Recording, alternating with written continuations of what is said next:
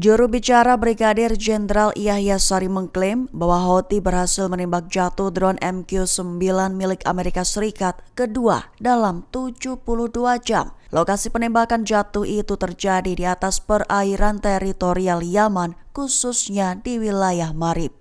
Mengutip Tribun News pada 2 Januari, hal itu diumumkan Sari dalam pernyataan resminya pada Rabu 1 Januari 2025.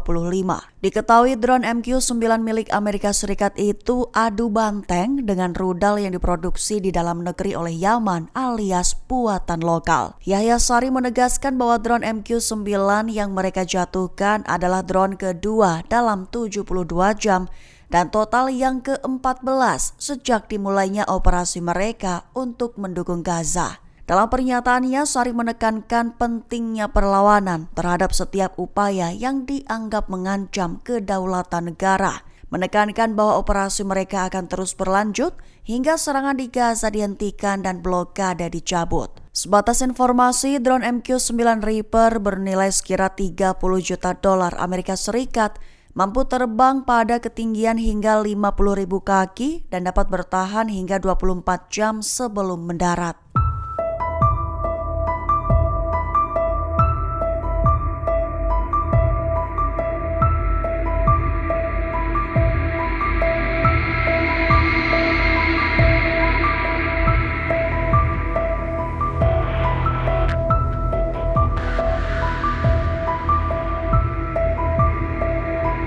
Duta Besar PBB untuk Israel, Danny Danon, bak mengutuk Houthi akan bisa senasib dengan Hamas dan Hizbollah. Pihaknya juga memperingatkan soal konsekuensi yang tak terelakkan terhadap Houthi jika terus melanjutkan serangan ke Israel. Mengutip Tribun News pada 2 Januari, hal itu diutarakan Danon dalam pidatonya di Dewan Keamanan PBB pada Rabu 1 Januari 2025. Danon menyatakan bahwa ucapannya itu bukan sekedar ancaman, melainkan janji dari Israel untuk bertindak tegas terhadap pihak-pihak yang menentang keberadaan negara tersebut. Menekankan bahwa sekutu-sekutu Iran yang menyerang Israel dikutuk akan mengalami nasib yang sama seperti yang dialami oleh Hamas dan Hizbollah sebelumnya. Mengingat mereka diklaim Israel terlibat dalam serangan-serangan yang merusak stabilitas kawasan Timur Tengah. Dengan terus melancarkan serangan, Houthi disebutnya dapat mengikuti jejak dua kelompok tersebut dalam menghadapi kehancuran yang serupa.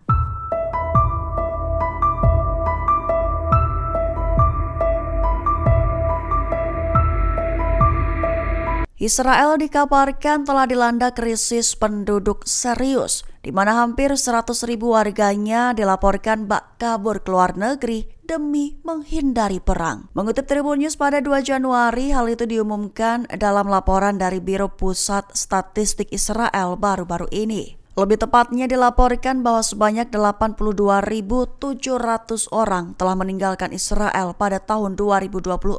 Jumlah itu dilaporkan melonjak tajam dari tahun sebelumnya, yakni sekira 55.000 orang.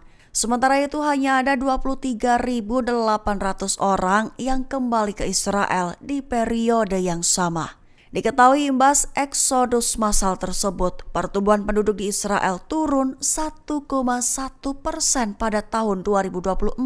Bahkan dampak itu juga beresiko membalik demografi di Israel. Biro Pusat Statistik Israel mencatat eksodus massal tahun ini mulai melonjak pada Juli lalu, di mana meningkat 285% setelah 7 Oktober 2023 silam. Pihaknya secara khusus tidak merinci alasan kepergian warga Israel tersebut, namun laporan media lokal Israel menyebut eksodus atau perpindahan massal itu terjadi akibat perang yang tak berkesudahan yang memicu datangnya roket dari Lebanon, jalur Gaza, bahkan Yaman.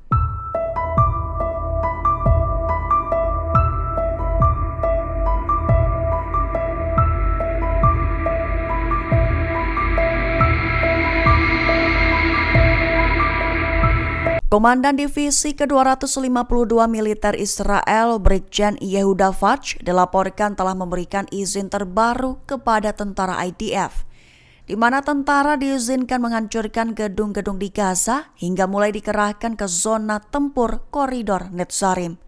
Mengutip Al-Mayadin pada 2 Januari, militer Israel mengklaim bahwa semua keputusan Fajr bersifat profesional serta diklaim telah dilaksanakan sesuai dengan koordinasi rantai komando militer. Namun sebelumnya, surat kabar Israel Haaretz memberikan laporan yang menuduh Fajr telah mempertaruhkan nyawa pasukan melalui pendekatan operasional yang agresif dan mengerahkan pasukan ke zona pertempuran tanpa persiapan yang memadai. Dengan begitu, militer Israel membantah tuduhan tersebut, mengklaim bahwa semua keputusan Fajr sudah sesuai dan bersifat profesional. Perlu diketahui divisi ke-252 sebelumnya telah ditugaskan untuk melakukan operasi di koridor Netzarim, rute strategis penting yang membagi Gaza menjadi sektor utara dan selatan. Mulai bulan Agustus, militer Israel melakukan operasi di Al-Zaitun, lingkungan selatan kota Gaza dekat koridor tersebut, di mana Fajr dilaporkan mendorong kemajuan ke arah utara.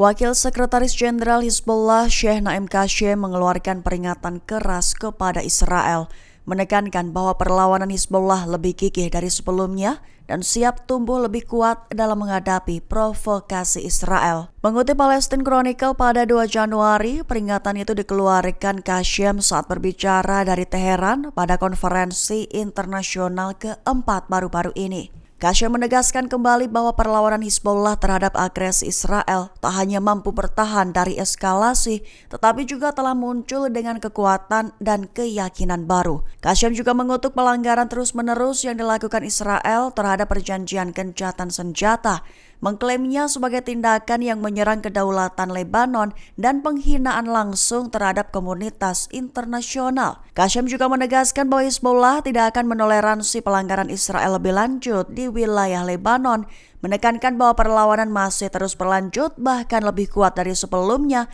diklaim telah dibuktikan berkali-kali, di mana hasilnya adalah Israel dan sekutu tak dapat maju melawan Hizbullah.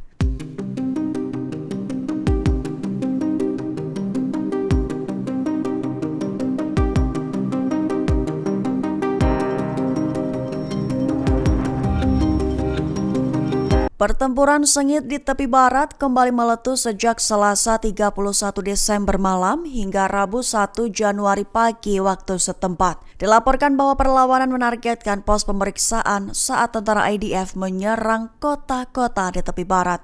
Mengutip Palestine Chronicle pada 2 Januari, hal itu diumumkan oleh Brigade Syuhada Al-Aqsa, sayap militer gerakan Palestina Fatah, dalam pernyataannya Selasa 31 Desember malam waktu setempat. Lebih tepatnya dikabarkan bahwa pejuangnya telah menargetkan pos pemeriksaan militer Israel di Awarta, sebelah selatan Nablus di tepi barat yang diduduki dengan rentetan tembakan. Akibatnya menyebabkan serangan langsung terjadi terhadap pasukan Israel di lokasi tersebut.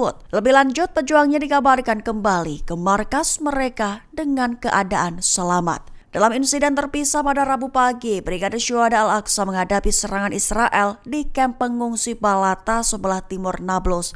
Imbasnya mengakibatkan konfrontasi sengit kembali terjadi. Sementara di Tubas, pejuang Brigade Syuhada Al-Aqsa juga terlibat dalam pertempuran sengit dengan pasukan Israel di sekitar kamp pengungsi Faraa.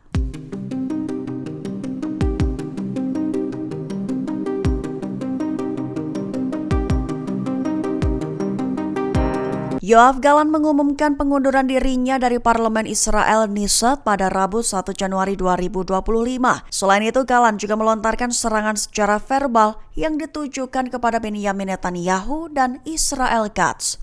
Mengutip Tribun News pada 2 Januari, Galan menyampaikan pengumuman itu dalam postingan pribadinya di X pada 2 Januari 2025 waktu setempat. Namun, Galan juga menegaskan akan tetap berada di Partai Likud yang dipimpin oleh Perdana Menteri Israel Benyamin Netanyahu. Lantas, Galan pun melontarkan serangan verbal kepada Netanyahu dan Katz, menyatakan bahwa sesuatu telah terjadi di pemerintahan Israel, di mana keduanya telah berupaya mempercepat undang-undang wajib militer yang bertentangan bertentangan dengan kebutuhan IDF dan keamanan negara Israel. Menurut Galan, RUU itu dimaksudkan untuk memberikan pengecualian dari dinas militer kepada sebagian besar kaum muda di sektor ultra-ortodoks. Netanyahu ditudingnya telah mengistimewakan kelompok Haredim yang dikecualikan dari wajib militer karena kelompok tersebut telah memberikan dukungan politik yang signifikan terhadap Netanyahu dan partainya.